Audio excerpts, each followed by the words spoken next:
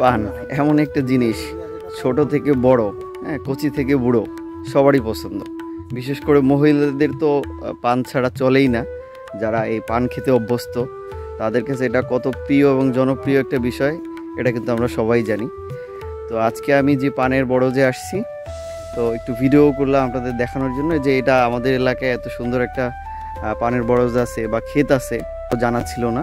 তো আমরা পানের বরজের ভিতরে ঢুকলাম এবং ঘুরে ঘুরে দেখতেছি কত সুন্দর পানের বরজ, খুবই সুন্দর আসলে দেখতে, আপনারা দেখতে পাচ্ছেন নিশ্চয়ই।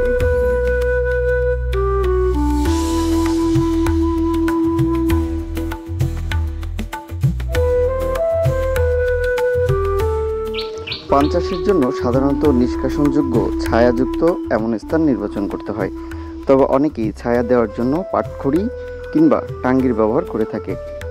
তবে পানের বরজের ভিতরে যাতে আলো বাতাস সরাসরি প্রবেশ করতে পারে, তাই সারিবদ্ধভাবে এই গাছ লাগানো হয়।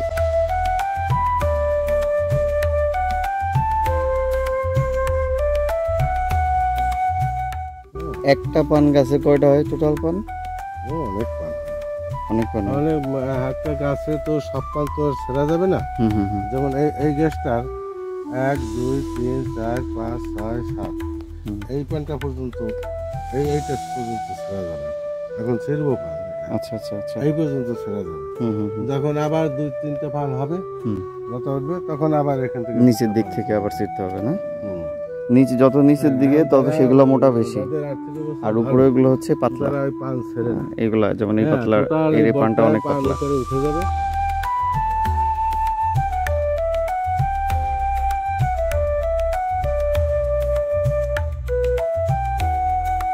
ভিডিওটি কেমন লাগলো জানাতে ভুলবেন না।